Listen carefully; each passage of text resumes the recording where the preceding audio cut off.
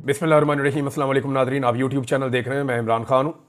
ऊ की जो आवाज़ है वो अब हल्की हल्की आना शुरू हो गई है और हैरत की बात यह है जिन्होंने आइडिया दिया उनकी जमात से ही आ रही है। सबसे पहली जो ऊ की आवाज़ निकाली है वो पंजाब की इंफॉर्मेशन मिनिस्टर ने निकाली है और नून लीग के अंदर बेचैनी बढ़ती जा रही है, ख़ासतौर पर तब से जब से पाकिस्तान तहरीक इंसाफ के 19 लोगों को जिनको मिलिट्री ट्रायल में सजाएँ दी गई थी उनको जब से छोड़ा गया है तब से उनके अंदर बेचैनी बढ़ती जा रही है। और बाहर निकल के उन्होंने जैसे इमरान खान साहब के दोबारा नारे लगाए, जैसे वो अपनी पार्टी के साथ वापस जुड़े, जैसे उन्होंने जुल्म और ज्यादती के खिलाफ आवाज़ उठाई और उनमें से कुछ की हालत जो है वो अच्छी भी नहीं है। जब इन सारी चीज़ों को पीएमएलएन ने देखा तो देखिए, एक पॉलिटिकल पार्टी के लिए ये तकलीफ की बात होती है कि उनकी अपोनेंट दूसरी पॉलिटिकल पार्टी के वर्कर पूरी ताकत के साथ अपने लीडर के साथ खड़े हैं और उनकी अपनी पॉलिटिकल पार्टी जो है वो वहाँ पे पब्लिक खड़ी नहीं होती उनके लीडर के साथ। तो ये एक मुकाबला चल रहा है ना कि कौन सा लीडर बेहतर है, कौन सी पार्टी बेहतर है। तो इस मुकाबले के अंदर इमरान खान साहब हुकूमत में तो नहीं आ पाए। उसकी वजह यह है कि एस्टेब्लिशमेंट उनके खिलाफ थी, वरना अवामी ताकत से तो वो हुकूमत में आ जाते। तो अब जो लोग इक़्तिदार में बैठे हैं वो सारी पॉलिटिकल पार्टीज परेशान है। मैंने पिछले व्लॉग में आपको बताया कि हर पार्टी का मुकाबला इमरान खान से है, लिहाजा सब पार्टियां इमरान खान को अपना सियासी दुश्मन समझती हैं या अपने लिए एक सियासी खतरा समझती हैं और उनकी पॉलिटिकल पार्टी को भी। तो अब वो परेशान हो गए इस वजह से कि अगर 9 मई हाथ से निकल गया तो 9 मई का बयानिया जाने के बाद फिर पीएमएलएन के पास बाकी क्या बचेगा। यानी आप उनसे कोई भी सवाल करें तो वो एक ही बयान देते हैं कि 9 मई, उसके अलावा तो उनके पास कोई और जवाब नहीं है। शाहिद मित्तला साहब है सीनियर जर्नलिस्ट, उन्होंने बड़ी मजे की बात की। उन्होंने कहा कुछ दिन के बाद 9 मई और नून लीग ही रह जाएंगे, यानी 9 मई और नून लीग बस ये रह जाएंगे और कोई कहानी नहीं होगी, यानी नून लीग और 9 मई बस की यादें होगी। ये सिंपल उन्होंने एक जुमले के अंदर सारी कहानी बता दी है। मेरे ख्याल में यही चीज़ आने वाले दिनों में होने जा रही है। इस वक्त अगर उनका ये बयानिया तबाह हो गया 9 मई वाला, जो ऑलमोस्ट तबाह हो चुका है। देखिए, ये बयानिया उस दिन तबाह हुआ था जिस दिन कुछ लोगों ने प्रेस कॉन्फ्रेंस की और उन्होंने कहा जी हम इमरान खान के साथ अब नहीं हैं और हम पाकिस्तान तहरीक इंसाफ से अपने आप को अलग करते हैं। और 9 मई के वो मेन मुल्जिमान थे, लेकिन उसके बाद से लेकर आज तक उन्हें किसी ने हाथ भी नहीं लगाया। तो 9 मई का बयानिया उस दिन तबाह हो गया था। उन लोगों को पकड़ के जेल में डालना चाहिए था अगर वो रिस्पॉन्सिबल थे तो। और अभी भी मैं आपको बताता हूँ कि 9 मई के लिए इसको शुरू करना चाहिए उस वक्त से जब इमरान खान साहब को हाई कोर्ट को तोड़कर गिरफ्तार किया गया और वो गैर कानूनी गिरफ्तारी हुई, वो मामला वहाँ से शुरू होना चाहिए। फिर ये देखना चाहिए कि उसके बाद जो एहतजाज हुआ उसमें जिसने गलत किया उसको सज़ा मिलनी चाहिए, जिसने कानून को हाथ में लिया उसको सज़ा मिलनी चाहिए। और इसके ऊपर सबसे बेहतर तरीका यह कि जुडिशल कमीशन बने और इंक्वायरी हो, ताकि जो जिम्मेदारान है चाहे उनका ताल्लुक किसी भी पार्टी से, वो फिर फिक्स हो जाए ना। वहाँ पर तो नून लीग के भी कुछ लोग हैं, उनकी वो खातून की एक ही लोग लगा देते हैं, एक दो और लोगों की लगा देते हैं, वो पीटीआई का झंडा पकड़ के वहाँ पर खड़े हैं और आग लगा रहे हैं।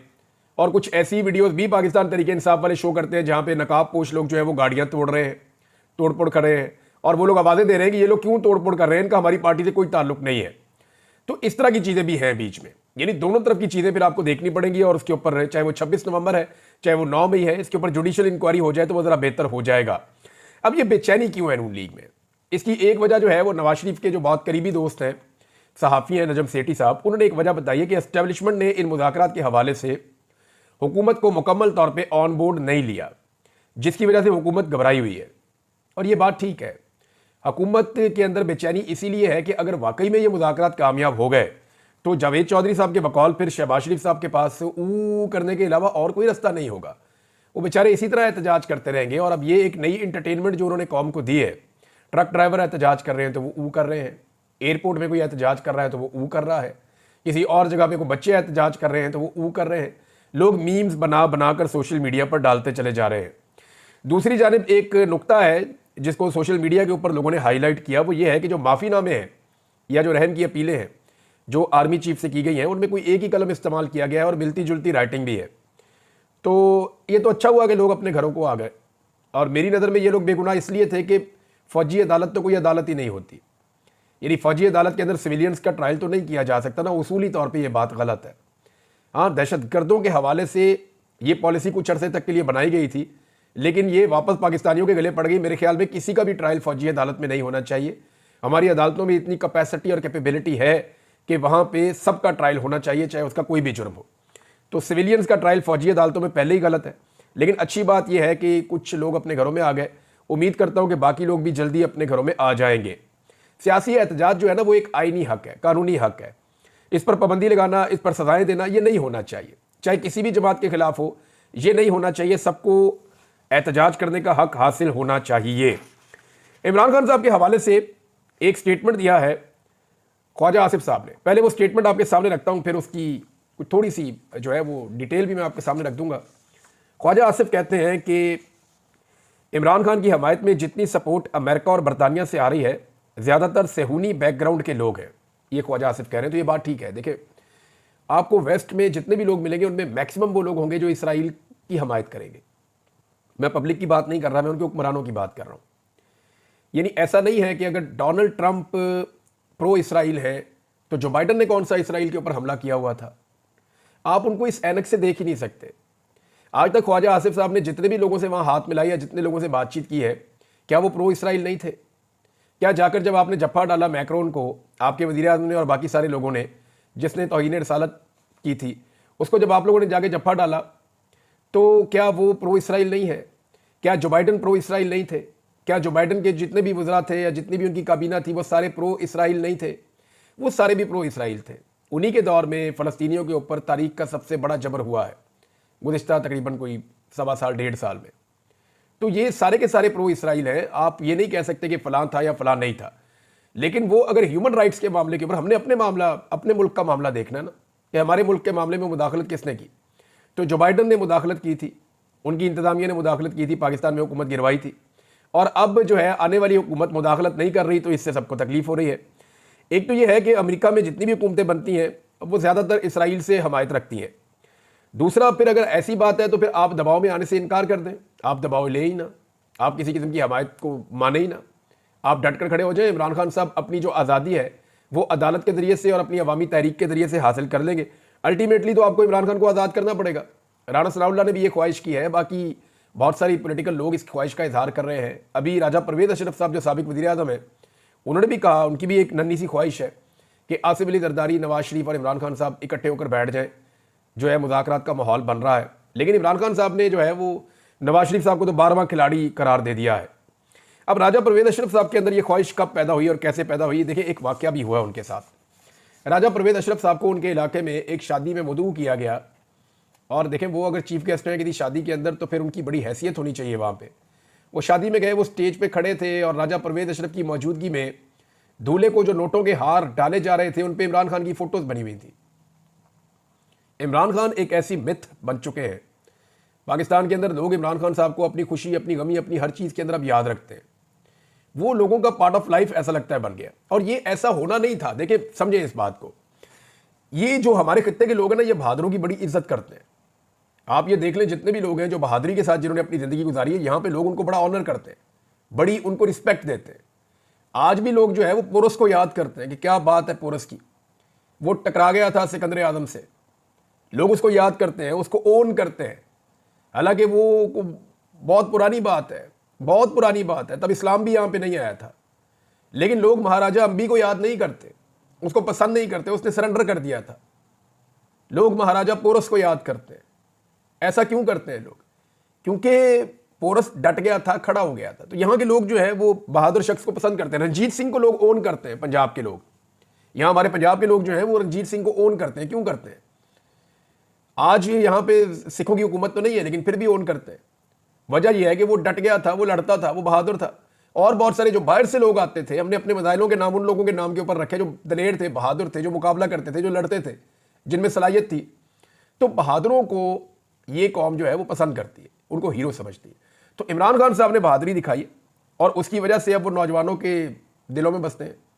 वो पाकिस्तान के तमाम सूबों में, चाहे आप बलूचिस्तान चले जाएँ, खैबर पख्तूनख्वा चले जाएँ, आप सिंध में चले जाएँ, आप पंजाब के गलियों कूचों में, खेतों में, बाज़ारों में, देहात में, कहीं भी चले जाएँ, लोग आपको इमरान खान के दीवाने नजर आएंगे। तो उसके रीज़न है कुछ। एक तो इमरान खान का इस कौम के साथ को 50-60 साल पुराना ताल्लुक है। लोग इमरान खान को जानते हैं कि करप्ट नहीं है ये बंदा। लोगों को पता है कि गलती कर सकता है, लेकिन गलती के ऊपर कोई अड़ नहीं जाता ये हमेशा। फिर लोग उसके करैक्टर को अच्छी तरह जानते हैं, करैक्टर की खामियां भी जानते हैं और उसकी खूबियां भी जानते हैं। लेकिन अब लोगों को ये जब पता चला कि ये बहुत बहादुर आदमी भी है, डरता भी नहीं है, मुकाबला करता है, हौसले वाला आदमी, तो इससे लोग और ज़्यादा इमरान खान के करीब आ गए। और इसमें एस्टेब्लिशमेंट और हुकूमत की बहुत बड़ी गलती है कि उन्होंने इमरान खान साहब को एक नॉर्मल सियासी लीडर से उठाकर एक महात्मा में तब्दील कर दिया। यानी एक ऐसी देवमालाई शख्सियत बना दिया इमरान खान साहब को जो वो खुद कभी नहीं बन सकते थे। लेकिन इस निज़ाम ने इतना जबर, इतना जुल्म और इतनी फस्तायत की है, और इसमें एक बहुत बड़ा रोल इमरान खान साहब के फॉलोअर्स का भी है। मार खा खा के थकते ही नहीं है। इतनी जिल्लत, इतनी रुसवाई, इतने डंडे, इतनी कैदें, इतनी परेशानियां, लोगों के कारोबार तबाह, चादर और चार दीवारी का तकद्दुस पामाल, सारा जबर सहने के बाद निकलते हैं, निकल के फिर इमरान खान जिंदाबाद। तो इमरान खान साहब को फॉलोअर्स भी तगड़े मिले। और देखिए, किसी लीडर को फॉलोअर्स तगड़े तब मिलते हैं जब वो खुद तगड़ा होता है। अगर लीडर मुकाबला ना कर पाए तो फिर लोग उसके लिए मुकाबला नहीं करते, लोग उसके लिए वो नहीं करते जो वो लोगों से चाह रहा होता है। नाज़रीन, मुज़ाकरात की वजह से जो लोग परेशान हैं वो तो परेशान है, लेकिन चंद ऐसे सहाफ़ी जिनके एस्टेब्लिशमेंट के साथ अच्छे ताल्लुकात हैं, उन सबके साथ अचानक से एस्टेब्लिशमेंट का रब्ता होता है और एस्टेब्लिशमेंट उन सबको एक जैसी खबर देती है और वो एक साथ तरदीद करते हैं कि जनाब किसी किस्म के कोई बैकडोर चैनल मुज़ाकरात नहीं हो रहे। हालांकि नजम सेठी साहब उनको कंफर्म कर रहे हैं, कुछ और लोग भी उनको कंफर्म कर रहे हैं, और इरफान सदीकी साहब ने भी कहा कि हमें तो जनाब पर्ची आनी है और हमने उसके मुताबिक जो है वो फैसला कर लेना है, हमारी क्या औकात है। तो ये चीज़ें हम सब जानते हैं कि बैकडोर चैनल भी चलते रहते हैं और वहाँ मुज़ाकरात होते रहते हैं, लेकिन इन सहाफ़ियों ने वो खबरें इसलिए छाप दी कि ये खुद दिल से नहीं चाहते कि अभी मुज़ाकरात हो। मामला ये है कि क्लेम तो ये भी किया जा रहा है गुज़िश्ता 70 साल से कि हमारा सियासत में कोई किरदार नहीं है। तो क्या वाकई एस्टेब्लिशमेंट का सियासत में कोई किरदार नहीं है? एस्टेब्लिशमेंट का सियासत में किरदार है, लेकिन वो कहते हैं कि नहीं है। इसी तरह वो मुज़ाकरात करवा रहे हैं, लेकिन वो कहते हैं कि नहीं। महमूद खान अचकज़ई साहब ने जनाब एक स्टेटमेंट दिया है, ये अहम है स्टेटमेंट इनका। एक तो उन्होंने अयाज सादिक साहब को एक बहुत बड़ा चैलेंज कर दिया। उन्होंने कहा, अयाज सादिक साहब, आप रोज़ाना सुबह 4 कुल पढ़ के निकलते हैं, तो ज़रा आप उन 4 कुलों की कसम तो खाएं ना। हल्फन आप बताएंगे, क्या आप कोयटा नहीं आए थे इलेक्शन से पहले? क्या आपने ये नहीं बताया था सबको कि आपकी बात हो गई है फ़ौज के साथ? आप फ़ौजी अफसरान के नाम ले लेकर नहीं कहते थे कि बात हो गई है, हमें 2/3 अक्सरियत मिलेगी? तो इस तरह से जो है वो अंदर से अब पोल खुल रहे हैं। आपको याद होगा कि अचकज़ई साहब पहले नवाज शरीफ साहब के साथ थे और जब रिजीम चेंज ऑपरेशन हो रहा था तो इमरान खान के अगेंस्ट थे, लेकिन जब उन्होंने देखा कि ये तो जुल्म और बर्बरियत की इंतहा है, ये तो हमें जमहूरियत के नाम के ऊपर इकट्ठा करके इन्होंने इमरान खान के खिलाफ उकसाया था, और अब ये सारे इकट्ठे होकर जमहूरियत को पक्का पक्का दफन कर रहे हैं और ये सारा फिक्स्ड इलेक्शन है। तो अचकज़ई साहब को जैसे ही मामला समझ आया तो उन्होंने जनाब अपनी रुख बदला और वो उस तरफ चले गए। लेकिन अब वो पोल खोल रहे हैं और सारी चीज़ें बता रहे हैं। अचकज़ई साहब ने शहबाज शरीफ साहब के बारे में भी एक बात की है। उन्होंने कहा, शहबाज शरीफ की जाली हुकूमत मुल्क को जानबूझकर खाना जंगी की तरफ लेकर जा रही है। ये अल्लामा राजा नासिर अब्बास जाफरी साहब के हमरा इन्होंने प्रेस कॉन्फ्रेंस की है। उन्होंने कहा, पाकिस्तान जिन हालात से गुजर रहा है वो सबको पता है। गैर आइनी गैर जमहूरी हुक्मरानों को इसकी कोई खबर और फिक्र नहीं है। इस मुल्क में रोज़ाना 20 से 30 लोग गोली से कत्ल होते हैं। इस मुल्क में कलम पर पाबंदी है। इस मुल्क में असम्बली में बोलने पर पाबंदी है। इन हालात में हमसाए अफगानिस्तान पर बमबारी तक बात पहुँच गई है। तमाम पार्टियों की आल पार्टीज़ कॉन्फ्रेंस बुलाने की ज़रूरत है। आल पार्टीज़ कॉन्फ्रेंस में फ़ौज और सहाफ़ियों को भी बुलाया जाए। हमारा फ़र्ज़ है कि हम बैठ कर इस खित्ते को मैदान जंग ना बनने दें। खुशकिस्मती से बड़ा सुपर पावर चीन हमारा पड़ोसी और दोस्त मुल्क है। चीन की अफगानिस्तान से भी अच्छे मुरासिम है। बैठ कर इस खित्ते को जंग से बचाना चाहिए। अफगानिस्तान को कशमकश का गढ़ बनाने की बजाय अमन का गहवारा बनाया जाए। उन्होंने कहा कि ज़मीन के अंदर जहाँ मादनियात हो वहाँ फ़ौज आ जाती है। बलोच, सिंध और पंजाब एक पाकिस्तान है। जहाँ मादनियात हैं वहाँ के लोगों को भी अंगेज किया जाए। जिस इलाके में मादनियात होती हैं उनके लोगों को हिस्सा मिलना चाहिए। कसदन और अमलन शहबाज शरीफ की जाली हुकूमत मुल्क को खाना बदोशी की तरफ लेकर जा रही है। अल्लामा राजा नासिर अब्बास साहब ने भी कहा कि ये हुकूमत अवाम का एतमाद खो चुकी है।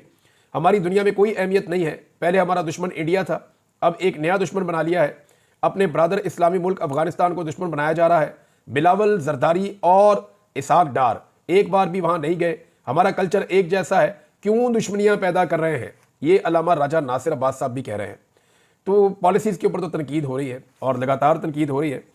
एक नादरीन छोटी सी चीज़ और भी मैं आपको बताऊं कि पीपल्स पार्टी करती क्या है। पीपल्स पार्टी हर थोड़े अरसे के बाद जुल्म और बर्बरियत का मुकम्मल हिस्सा बनने के बाद अचानक से कहती है जी हम इसका हिस्सा नहीं है। मिसाल के तौर पे बिलावल ने अचानक कहना शुरू कर दिया जी कि हमारा इंटरनेट क्यों बंद होता है, हमारी सोशल मीडिया की पाबंदियाँ क्यों लगती हैं, नौजवानों की ज़बान बंद करने की क्यों कोशिश की जाती है। तो बार बार बिलावल ये कहते हैं, इनकलाबी बनने की कोशिश करते हैं, नूरा कुश्ती करने की कोशिश करते हैं। तो यार राणा सनाउल्लाह साहब ने जवाब दिया कि जनाब इंटरनेट सुस्त होने से पाकिस्तान पीपल्स पार्टी अपने आप को अलहदा नहीं कर सकती। ये इंटरनेट सुस्त पता कब किया जाता है?